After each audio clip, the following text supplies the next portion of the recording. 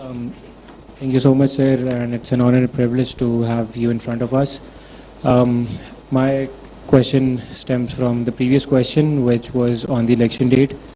But when you look at the election process, what measures would you, as a caretaker government, be taking to avoid all the unconstitutional or any external undemocratic factors intervening into the electoral process, which we have been observing throughout the history of Pakistan? And from that, I would use the example of the recent elections which just happened in Karachi, where PTI and Jamaat-e-Islami collectively, they won a majority. But I don't know what happened.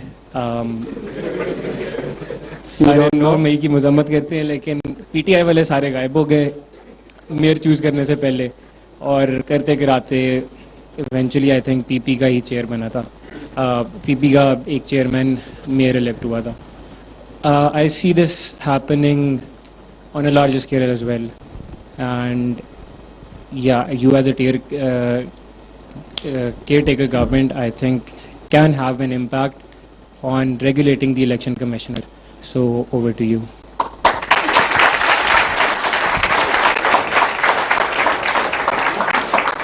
Once we are done with the clapping part, I'll start. Look, let's have an honest conversation rather than a clever one. Okay? And I want all of you to think in an honest manner. Pakistan is a transitional democracy. What is a transitional democracy? It's a subject which is taught in many universities around the world. We are not a settled democracy. There was a democracy in the Europe. It has taken its own shape, where it morphed from dictatorship to civilian supremacy, and it took them few centuries. It was not that easy journey. We want to have it a bit easy way, just having few conversation here in the halls and get all those subtle questions which is related to political power, economic power, and social power. There are two instances in history. One is called French Revolution and the other is called Glorious Revolution, which was in the case of James I, who fled, and the power was transformed from the monarchy to the parliament in English case. This was called Glorious Revolution because it was bloodless. And the other one, I'm sure you are aware of the guillotines and the rest of the experiments related to that. And it was a bit gory and ugly. When you want to have a transitional democracy morphed into a settled democracy, there has to be a process. First of all, we are a transitional democracy, we are not a settled democracy. All the PTI or the pro-PTI people are talking about the democratic reforms, electoral reforms, post-ouster of PTI's government. Prior to that, you do not see that narrative coming from their cadre and their leadership. As you refer to a situation where the outcome was for the favor of a PPP candidate. Do you remember what happened with the Chairman Senate? Who did it? Just forget it. Who did it? All of you know. All of you know. I was also part of it. But what I am referring over here is that if we start to cherry picking and we want to rationalize a narrative, we will never reach that destination. We need to settle on certain principles. And those principles should be beyond political parties. It should be for the greater social order. It may sometimes suit PPP, it may suit sometime PMLN, it may suit sometime PTI or JUI for that matter. So we have to be very cautious when we design principles. That's why laws, when they are meant or when they are made, we need to think them through.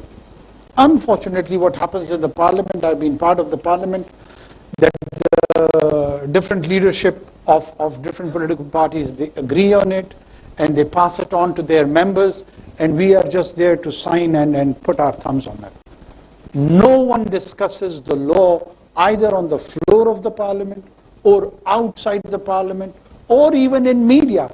How many times you have seen talk shows on any coming legislation? Just raise your hand. How many of you have seen? I can beg, not a single time. Not a single time. Can you have a honest conversation about shaping up the political positions and view in such a milieu? All you have that you pick 2 or 3 individuals and encourage them and ignite them to have a dog fight. And the rest of us, we enjoy. And this is the level, and we have turned our tastes for such a consumption of information. And this is part of the tragedy. I wish we had informed discourse like the one we are having right now. What's the problem with that 24-inch screen? Why can't it provide such informed discourse? Why? All they have to do, they have to bring a guy from PTI, a guy from PMLN, and a guy from PPP, and encourage them to have a dog fight, and we will be just cooking during that time or having coffee and enjoying, and then next morning sending WhatsApp to each other. Usne uski pitai ki, usne usko mara, usne usko gali. This has become part of political and social culture. Don't give me an opportunity to refer to the conversation on X, previously Twitter. Have you seen the kind of hate, the kind of abuse? When I go through those remarks, I feel so low that I am part of this nation. न मेरी माँ छोड़ते हैं, न मेरी बहन को छोड़ते हैं, न मेरी बीवी को छोड़ते हैं. And it's not just with me. I understand it's part of that package of the public life. Tomorrow you will be here in this position, and you have to go through this. She will be the one who would come to this position. She has to go through this.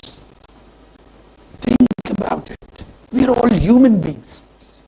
Do you feel good if you get abused on these relations which I was mentioning, for holding a political opinion, which may be even wrong? I might be having a wrong political opinion. What's problem with my dead sister who gets abused? What is the fault of my dead mother who gets abused? Why my wife? She's a housewife. Why does she has to be abused? And all of us, we know we have encouraged this culture. I, as a normal citizen of this country, I honestly feel so strongly, and I'm so confused at the time, that what are we doing with this generation? Because anyone on Twitter definitely is computerly literate. He's not an illiterate person. He's not part of the problem. Me and you, we are part of the problem. Yes, better, just go. This girl, yeah.